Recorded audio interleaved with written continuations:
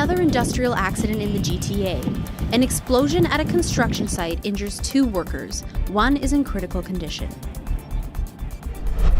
I want to express our U.S. grief. President Barack Obama is taking full responsibility for the death of 2 hostages who were being held by Al-Qaeda. The 2 men were said to be accidentally killed during a U.S. operation. An Italian, Giovanni Laporto.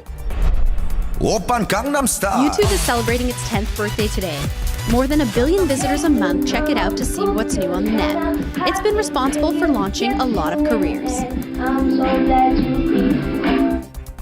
Hi, and welcome to Humber News. I'm Hannah Hollingsworth, coming to you from our newsroom here at Humber College North Campus. There's been another industrial accident in the GTA. 2 people have been taken to hospital after an explosion at a construction site in Brampton. Our reporter Karina Novish is there, and she has the story. At 8:30 this morning, Peel police were called to a construction site following an explosion near Mississauga Road and Boulevard Drive in Brampton. Police have blocked off all traffic from passing through while an investigation into the cause of the explosion continues. Humber News spoke to Megan Medeiros, who works at a market nearby, about what she heard this morning while at work. Around 8:15 I started hearing sirens, and then after that it was just constant sirens and just commotion. Do you know what was going on when you heard the siren? No, actually one of the girls that works here came out and asked the construction workers, and that's when we were told that it was a gas line explosion. Yeah, I was nervous because I know that there are a lot of families down there that live there. There's a lot of small children, so it's scary. I hope that everybody was okay.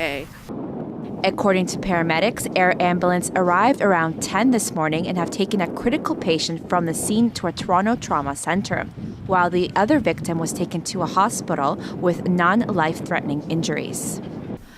I'm standing here on Mississauga Road where Peel police have blocked off the entire street near Boulevard Drive. I've spoken to Peel police officials earlier today, and they have confirmed that the Ministry of Labour has taken over the investigation. They are looking for anything that might have caused the explosion. We're still waiting for any details or further updates. Karina Novish, Humber News. Well, it's budget day in Ontario. Finance Minister Charles Sousa will table the province's annual budget at 4 o'clock this afternoon. Here are a few things you can expect. Premier Kathleen Wynne has already announced that beer will be sold in 450 grocery stores across Ontario, but it'll be subject to a new tax. Those sales are expected to raise $100 million every year. The Liberals also announced they plan to sell a majority stake in Hydro One. They're looking to sell off nearly 60%, but would sell no more than 10% to each shareholder. We'll also probably hear about transit. Last year, the Liberals announced a plan to spend $130 billion on infrastructure. The government is also promising to balance the budget by 2018. Some good news for commuters. The westbound highway lanes of Highway 401 near Milton have just reopened. There were 2 separate collisions this morning involving tractor-trailers. The accidents happened just minutes apart. Meanwhile, the lanes of Highway 400 are open again after a fatal crash this morning. The OPP says a truck heading northbound lost control on the slippery road and went through the center wall, hitting a Mustang. The woman in the car was pronounced dead at the scene. The collisions come in the wake of sub-zero temperatures, making for icy. Now, where President Barack Obama has launched a special investigation into an American counterterrorism operation that accidentally killed 2 hostages back in January. This morning, I want to express our grief and condolences to the families of 2 hostages. One American, Dr. Warren Weinstein, and an Italian, Giovanni Laporto, who were tragically killed in a U.S. counterterrorism operation. Obama says a U.S. drone was targeting an Al-Qaeda compound near the Afghanistan-Pakistan border at the time. He says they didn't know the hostages were being held in there at that time. Both of the hostages were workers in Pakistan when they were abducted. Weinstein in 2011 and Laporto in 2012. Obama says he takes full responsibility for the deaths and offered his condolences to the families. And in Brussels, European Union leaders are meeting today for an emergency summit on the growing migrant crisis. Diplomats say EU ministers are proposing a military mission to destroy traffickers' boats before they're boarded. The EU will also increase funding and equipment to patrol the Mediterranean. A senior diplomat says they'll discuss plans to resettle up to 10,000 migrants to EU states. Meanwhile, another boat with more than 200 migrants arrived in Sicily this morning, following almost 1,000 arriving yesterday. And in Malta today, a funeral service was held for the 24 victims recovered from the boat that capsized last weekend. It's being called the biggest humanitarian crisis in recent history.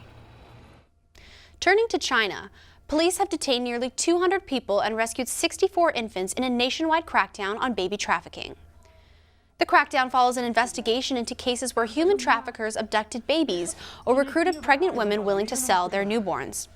Chinese police say it's a new criminal pattern where child traffickers take pregnant women to specific places to give birth.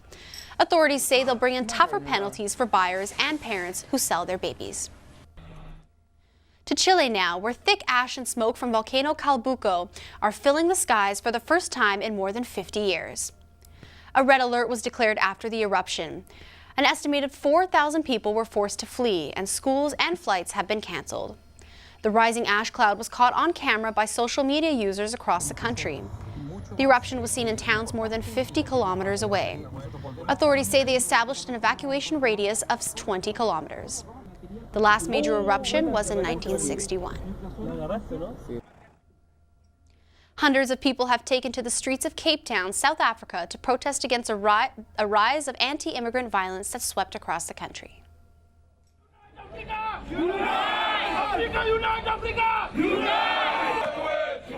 Protesters from 20 different social groups gathered together to advocate for peace.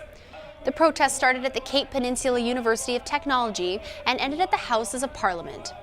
Violent attacks against immigrants have gripped South Africa recently. At least 6 people have been killed and thousands left homeless. Tanks and troops are back in Aden today at the southern power center of Yemen's ousted president. The city has been the scene of major clashes between forces loyal to him and rebels loyal to his predecessor.